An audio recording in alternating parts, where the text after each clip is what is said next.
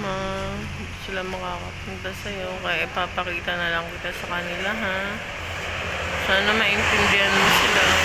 Hindi sila makapunta dito. Kasi mahirap yung sitwasyon ngayon. Mama. Papakita na lang kita sa kanila, ha?